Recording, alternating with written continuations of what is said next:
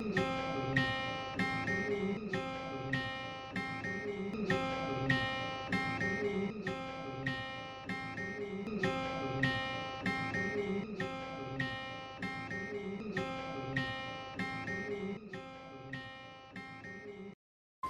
আলাইকুম সুপ্রিয় শিক্ষার্থীরা, আমি মোহাম্মদ হুমায়ুন কবির বেগ বাংলাদেশ ব্যাংক স্কুলের পক্ষ থেকে উচ্চতর গণিত ক্লাসে আজকে উপস্থিত হয়েছি বছরের শেষ দিনে। সবাইকে আগামী বছরের শুভেচ্ছা জানিয়ে আমি আজকে ক্লাস শুরু করতেছি। আজকে আমরা আলোচনা করব স্থানাঙ্ক জ্যামিতি নিয়ে। স্থানাঙ্ক জ্যামিতির একটা ক্লাস অলরেডি হয়ে গেছে, শাহজাদ স্যার ক্লাস নিয়েছেন। আজকে আমি এই অধ্যায়ের উপর একটা সৃজনশীল আলোচনা করব। সৃজনশীল আলোচনা করার আগে সৃজনশীলটা আগে পড়ে নেই, কি আছে এখানে দেখি। এখানে আছে যে চারটি বিন্দুর স্থানাঙ্ক যথাক্রমে একটা হচ্ছে a 2 - 3, b হচ্ছে 3 0, c বিন্দু হচ্ছে 0 1 এবং d বিন্দু হচ্ছে -1 -2। এই চারটা বিন্দুর স্থানাঙ্ক ব্যবহার করে আমাকে দেখাতে হবে যে চারটা বিন্দু দিয়ে একটি রম্বস তৈরি করা যায়। আবার খ নম্বরে দেখাতে হবে যে এই a b c d চারটা বিন্দু দিয়ে একটি বর্গ তৈরি করা যায় এবং ত্রিভুজের ক্ষেত্রফলের মাধ্যমে চতুর্ভুজটির ক্ষেত্রফল নির্ণয় করা যাবে। এবং এই সমাধানের পদ্ধতিগুলো নিয়ে আমরা একটু আলোচনা করব। আগে বিন্দুগুলা স্থানাঙ্ক ব্যবস্থায় দেখি। আমরা জানি অনুভূমিক যে অক্ষটা, এই অক্ষটাকে বলা হয় x অক্ষ। x অক্ষের এটা হচ্ছে ঋণাত্মক দিক আর এটা হচ্ছে ধনাত্মক দিক। এটা হচ্ছে y অক্ষ, y অক্ষের উপরে এটা হচ্ছে ধনাত্মক দিক আর নিচেরটা হচ্ছে ঋণাত্মক দিক। এখন ঘটনা হচ্ছে এই বিন্দুর স্থানাঙ্কটা আগে আমরা বসাবো। এই বিন্দুতে আছে কি 2 - 3। আমরা জানি সামনেরটা হয় x আর পিছনেরটা হয় y। x এর মান এখানে কত 2 মানে ধনাত্মক দিকে কত ঘর 2 ঘর। এখান থেকে মূল বিন্দু থেকে ধনাত্মক দিকে 1 2 ঘর। আর y এর মান ঋণাত্মক হচ্ছে -3। ঋণাত্মক কোন দিকে নিচের দিকে, তাহলে এইদিকে নিচের দিকে কত ঘর 1 2 3। যে বিন্দুটা আমরা পাবো সেটাই হচ্ছে a বিন্দু 2 - 3। এরপরে আমরা যদি b বিন্দুটা খুঁজি তাহলে কি পাবো, সেটা হচ্ছে 3 0। 3 x এর মান 3, তাহলে হচ্ছে 1 2 3। আর y এর মানটা কত, y এর মান 0, তার মানে y এর উপরের দিকেও যাবে না নিচের দিকেও যাবে না। এই বিন্দুটাকে বলা হবে b বিন্দু, অর্থাৎ 0 3 0 বিন্দু। এরপরে হচ্ছে কি c বিন্দু। c বিন্দু হচ্ছে x এর মান 0 y এর মান 1। x এর মান 0, তার মানে এদিকেও যাবে না এদিকেও যাবে না। y এর মান 1 মানে +1, উপরের দিকে 1 ঘর। এটা হচ্ছে c বিন্দু, যেটার মান হচ্ছে 0 1। এরপরে কি আছে d বিন্দু, যেটা হচ্ছে -1 -2। x এর মান -1 মানে ঋণাত্মক দিকে 1 ঘর 1। -2 হচ্ছে y এর মান মানে নিচের দিকে 2 ঘর 1 2। তাহলে এই বিন্দুটাকে বলতে পারবো আমরা d বিন্দু, যেটাকে আমরা -1 -2 বলতে পারি। এই বিন্দুগুলো একটু যোগ করি, যোগ করলে একটা চিত্র পাওয়া যায়। চিত্রটা দেখা যাচ্ছে একটা চতুর্ভুজ। চতুর্ভুজ অনেক ধরনের থাকতে পারে। এই চতুর্ভুজের বৈশিষ্ট্যগুলো বলার জন্য আমাকে এর বাহুগুলো জানা দরকার। বলছে যে দেখাও যে এ বি সি ডি একটি রম্বস। তাহলে রম্বসের বাহুগুলা সমান, সেটা অবশ্যই সকলেই জানো। এবং আবারও বলতেছি, যে চতুর্ভুজের প্রত্যেকটা বাহু সমান হয়ে থাকে বা চারটি বাহু সমান হয়ে থাকে তাকে আমরা কি বলি, রম্বস বলে থাকি। তার মানে গণন সমাধানের জন্য আমাকে বাহুগুলোর মান বের করতে হবে। সর্বপ্রথম আমরা সুপ্রিয় শিক্ষার্থীরা, তাহলে এবি বাহুর দৈর্ঘ্য বের করবো। এবার এবি বাহুর দৈর্ঘ্য বের করার জন্য আমাকে একটা সবার প্রথমে রুট নিতে হবে, অর্থাৎ বর্গমূল চিহ্ন নেওয়ার পরে এর ভিতরে যে দুইটা বিন্দু নিয়ে আমরা দূরত্ব বের করব, যে দুইটা বিন্দু দূরত্ব বের করব সেই দুইটা বিন্দুর x গুলোর পার্থক্যের বর্গ, অর্থাৎ সামনে যেগুলো আছে সেগুলোকে আমরা, যেমন ধরো সামনে যেটা আছে সেটাকে বলি আমরা x, পিছনে যেটা আছে সেটাকে বলি আমরা y। তার মানে x গুলোর পার্থক্য করব আগে, তার উপর স্কয়ার করব। তাহলে 3 থেকে 2 বিয়োগ করলে কি পাবো, 3 - 2 এর উপর স্কয়ার, তারপরে প্লাস চিহ্ন দেওয়ার পরে কি করব, ঠিক অনুরূপভাবে y গুলোর পার্থক্য বের করব। তাহলে y গুলোর পার্থক্য বের করে স্কয়ার করতে হবে। তাহলে y এখানে কত 0 0 লিখি 0 বিয়োগ এখানে লিখতে হবে -3 অর্থাৎ -3 মাইনাসে মাইনাসে কি হয়ে যাবে এটা প্লাস হয়ে যাবে কারণ এখানে কি আছে মাইনাস মাইনাসে মাইনাস হয়ে গেল প্লাস আর 3টা বসানো এর উপরেও বর্গ। এখন তাহলে আমরা কি পাবো এখানে 3 থেকে 2 বিয়োগ করলে পাবো 1 1 এর উপরে স্কয়ার আর এখানে আছে প্লাস 3 এর উপরে স্কয়ার 1 এর উপরে স্কয়ার করলে হচ্ছে 1 3 এর উপরে স্কয়ার করলে হচ্ছে 9 তাহলে √10 একক। এবি বাহুর দৈর্ঘ্যটা আমরা পেয়ে গেছি। এরপরে অনুরূপভাবে বিসি বাহুর দৈর্ঘ্য আমরা বের করব। বিসি বাহুর দৈর্ঘ্য বের করার জন্য বিসি একটা রুট দেই, রুটের ভিতরে কি করব যে x গুলোর পার্থক্যের বর্গ অর্থাৎ এখানে আছে কি 0 এটা হচ্ছে 3 0 মাইনাস 3 এরপরে স্কয়ার প্লাস এখানে আছে 1 এখানে হচ্ছে 0 y গুলোর পার্থক্য তাহলে কি পাচ্ছি আমরা 1 মাইনাস 0 এখানে পাচ্ছি -3 এর উপরে স্কয়ার করলে পাবো 9 এখানে পাচ্ছি 1 বিয়োগ করলে 1 এর উপরে স্কয়ার করলে পাবো 1 এখানেও পেলাম আমরা √10 একক। অবশ্যই একক উল্লেখ করতে হবে। তাহলে আরেকটা বাহু আমরা কি পাচ্ছি এখানে CD বাহুর দৈর্ঘ্য বের করি। ঠিক অনুরূপভাবে x গুলোর পার্থক্য এখানে হচ্ছে 0 এখানে হচ্ছে -1 তাহলে 0 থেকে -1 বিয়োগ করলে পাবো মাইনাসে মাইনাসে প্লাস 1 এর উপরে স্কয়ার এখানে আছে 1 থেকে 2 বিয়োগ করলে কি পাবো -2 বিয়োগ করলে পাবো মাইনাসে মাইনাসে প্লাস তাহলে 1 মাইনাসে মাইনাসে প্লাস 2 1 এর উপরে স্কয়ার করলে 1 এখানে হচ্ছে 2 আর 1 এর যোগ করলে 3 3 এর উপরে কি আছে স্কয়ার মানে 9 এখানেও √10 AD অর্থাৎ সবার শেষে যে বাহুটা বাকি থাকলো এটা AD এটার মাপ বের করি। এটার মাপ বের করলে আমরা পাবো x গুলোর পার্থক্য তার উপরে স্কয়ার x এর পার্থক্য করলে কি পাচ্ছি 2 থেকে এখানে বিয়োগ করব -1 তাহলে মাইনাসে মাইনাসে কি হয়ে যাবে প্লাস তাহলে 2 প্লাস 1 হোল স্কয়ার এখানে কি পাচ্ছি আমরা -3 পরে বিয়োগ করব কি -2 তাহলে -2 বিয়োগ করলে মাইনাসে মাইনাসে প্লাস হয়ে যাবে -3 মাইনাসে মাইনাসে প্লাস 2 হোল স্কয়ার তাহলে আমরা এখানে কি পাচ্ছি 3 এর উপরে স্কয়ার করলে পাবো 9 এখানে যোগ বিয়োগ করলে কি পাবো -1 এর উপরে স্কয়ার করলে কি পাবো 1 তাহলে এখানেও 10। এখন দেখা যাচ্ছে যে প্রত্যেকটা বাহু কোন চতুর্ভুজের প্রত্যেকটা বাহুর দৈর্ঘ্য সমান যদি হয়ে থাকে আমরা জানি তার নাম হচ্ছে রম্বস। এখানে এটা বাহুর দৈর্ঘ্য পেলাম আমরা √10 এটাও পেলাম √10 এটাও পেলাম √10 এই বাহুটার মানও পেলাম √10 তাহলে চারটা বাহুর মানে এখানে √10 পেলাম তাহলে AB এর মান √10 BC CD AD এই চারটা বাহুর মানে √10 অর্থাৎ চারটা বাহুর মান সমান। তাহলে আমরা এখন বলতে পারি সুতরাং ABCD একটি রম্বস কারণ রম্বসের চারটা বাহু সমান হয়ে থাকে। এখন রম্বসকে আবার কি বলছে যে ABCDটা একটি বর্গ কিনা যাচাই করো। তাহলে বর্গ যাচাই করার ক্ষেত্রে আমাকে জানতে হবে একটা রম্বস কখন বর্গ হতে পারে। মনে রাখতে হবে যদি কোনো রম্বসের কর্ণগুলো সমান হয় তাহলে সেটা বর্গ হয়। এখন দেখি যে রম্বস কেমন আকৃতি সাধারণত থাকে। সাধারণ আকৃতিগুলো হচ্ছে এরকম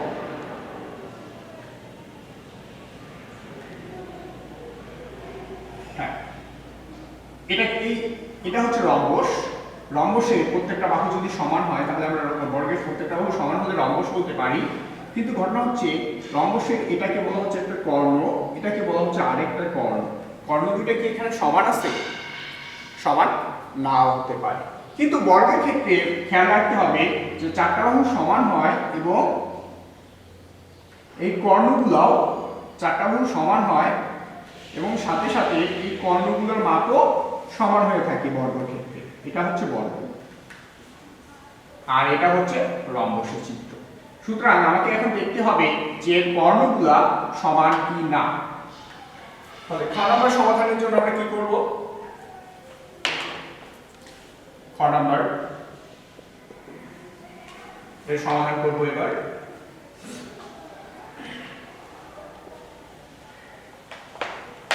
লিখি যে এ বি সি ডি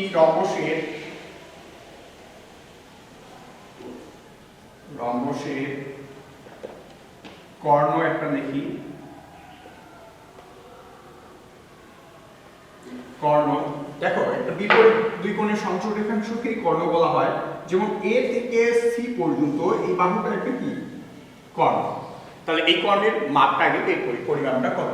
তাহলে এ সি আগের নিয়মে যাই।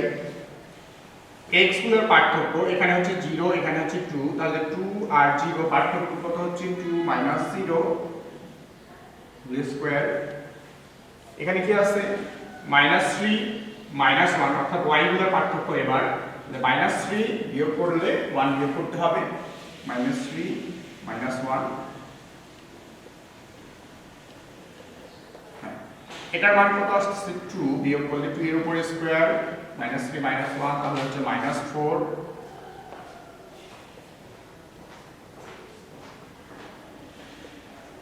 2 এর উপরে স্কয়ার করলে 4 হয়, মাইনাসের উপরে স্কয়ার করলে মাইনাসের মাইনাসে প্লাস হয়ে যায় এবং 4 এর উপরে স্কয়ার করলে 60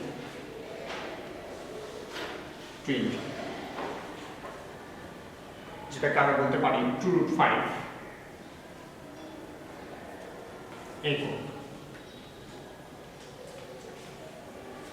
এরপরে আরেকটা কর্ণ দেখি যে এবার বি থেকে ডি এই বিপরীত দুই কোণের সংযোগ রেখাংশটা হচ্ছে আরেকটা কর্ণ।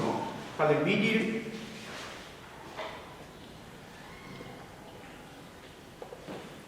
বিডি তাহলে হচ্ছে 3, x এখানে 3, এখানে হচ্ছে -1, তাহলে 3 থেকে -1 বিয়োগ করলে কি পাবো? 3 মাইনাসে প্লাস 1 এর উপর স্কয়ার। এরপরে y গুলোর পার্থক্য 0 0 থেকে -2 করলে মাইনাসে মাইনাসে কি হয়ে যাবে? প্লাস। ঠিক অনুরূপভাবে এখানে পাচ্ছি 4 স্কয়ার 2 স্কয়ার 16 4 20, এটাকে আমরা বলতে পারি 2√5। এখন দেখা যাচ্ছে কর্ণগুলো সমান। আমি এখনই বললাম যদি কোনো রম্বসের কর্ণদ্বয় সমান হয়ে থাকে তাহলে তাকে রম্বস বলা যায়, বর্গ বলা যায়। যেহেতু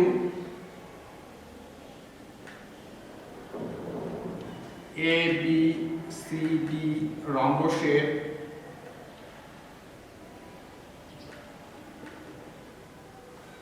কর্ণ এসি সমান 3, সুতরাং এ বি সি ডি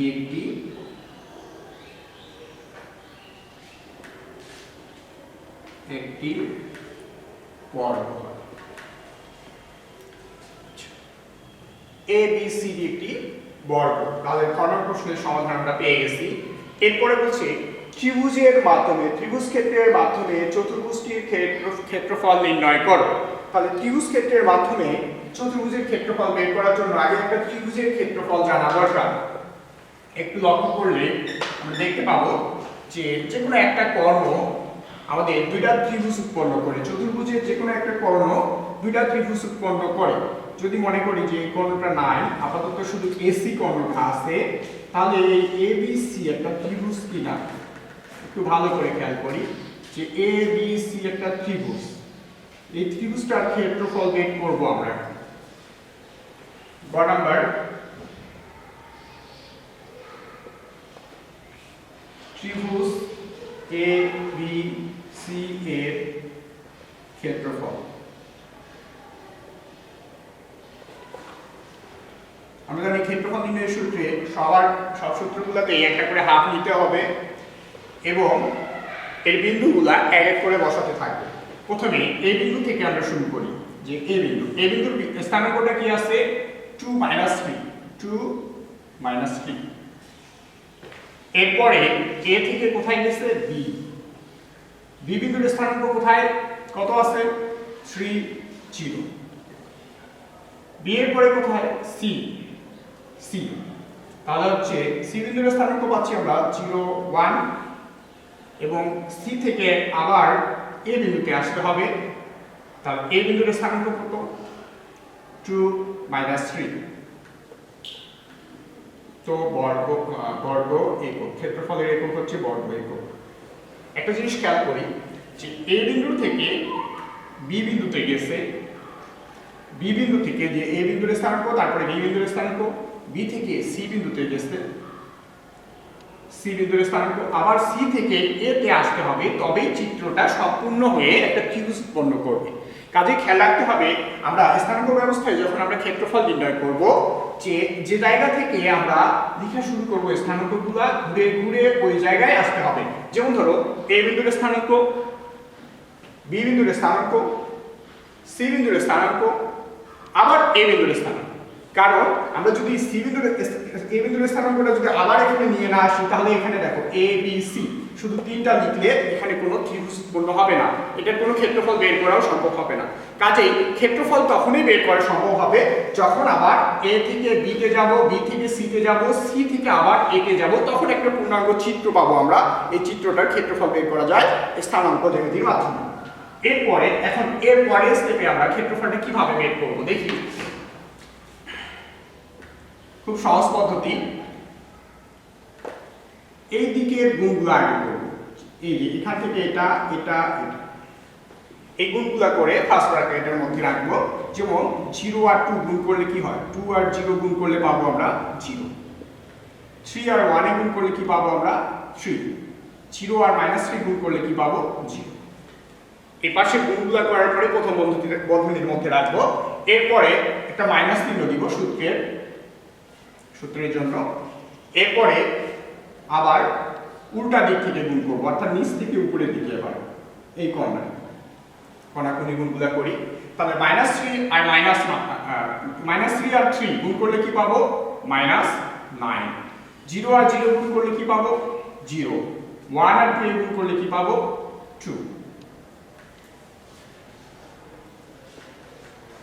হ্যাঁ, এখন এখানে দেখি প্রথম বন্ধনীর মধ্যে এগুলো সব যোগ করে দিলে আমরা পাচ্ছি কত 3 মাইনাস, আর ভিতরে কত পাচ্ছি এখানে -7 পাচ্ছি। 3 মাইনাস মাইনাসে হচ্ছে +7 2 10। এখন কথা হচ্ছে যে এই দুইটা টান আবার কি, এই দুটো টান হচ্ছে পরম মান অর্থাৎ হচ্ছে যে এখানে ধনাত্মক বা ঋণাত্মক কি আছে সেটা বিষয় না, তার মানটা কত সেটাই হচ্ছে আসল কথা, যে তার মানটা কত। অর্থাৎ এখানে মান হচ্ছে 10, সেটা -10 থাকতে পারে, +10 থাকতে পারে। তাহলে মানটা শুধু যদি জানি তাহলে সেটাই হচ্ছে পরম মান, সেটা হচ্ছে 10। তার মানে এই চিহ্নটার অনেক গুরুত্বপূর্ণ বিষয়, এটা মিস করা যাবে না। এটা উঠে গেলে বলতে হবে যে এটা ধনাত্মক বা ঋণাত্মক যাই থাক না কেন সবসময় এটা ধনাত্মক হয়ে থাকে। তাহলে এটা 10। এবার কাটাকাটি করলে আমরা পাবো 5 বর্গ একক। এখন আমরা জানি বর্গ, রম্বস, আয়তক্ষেত্র, তারপরে সামান্তরিক, এই চারটার কর্ণগুলো দুইটা সমান ত্রিভুজে বিভক্ত করে। আবারও বলতেছি, বর্গ, রম্বস, আয়তক্ষেত্র, সামান্তরিক, এই চারটা চতুর্ভুজেই দুটি সমান, এর কর্ণগুলা দুটি সমান ত্রিভুজ উৎপন্ন করে দুই দিকে। তার মানে এ পাশের ত্রিভুজটা যে মাপের থাকে, এ পাশের ত্রিভুজটার মাপও ঠিক সমান মাপের থাকবে। এখন আমরা যদি পূর্ণাঙ্গ চিত্রটার ক্ষেত্রফল বের করতে চাই, তার মানে একটা ত্রিভুজের ক্ষেত্রফলকে 2 দ্বারা গুণ করলেই আমরা পুরো চিত্রটার ক্ষেত্রফল পেয়ে যাব। সুতরাং আমরা এখন বের করতে পারি যে ত্রিভুজ এ বি সি ডি চতুর্ভুজের ক্ষেত্রফল, এ বি সি ডি চতুর্ভুজের ক্ষেত্রফল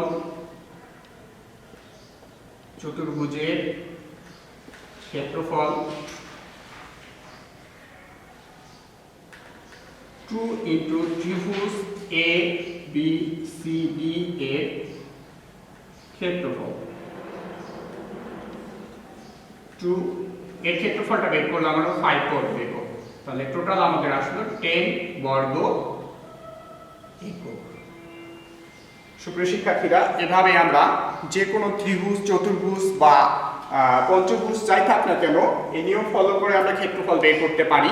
সুপ্রিয় শিক্ষার্থীরা, আমাদের পাঠ্য বইয়ের যে অঙ্কগুলো আছে বা বিভিন্ন বোর্ড প্রশ্নের যে অঙ্কগুলো আছে এই পদ্ধতি ফলো করে আমরা বাসায় প্রত্যেকেই চর্চা করার চেষ্টা করব।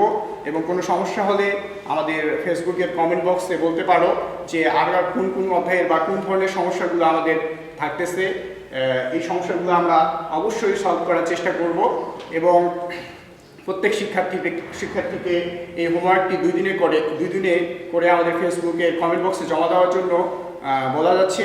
এই আশা ব্যক্ত রেখেই আজকে ক্লাস এখানে শেষ করতেছি। আল্লাহ হাফেজ।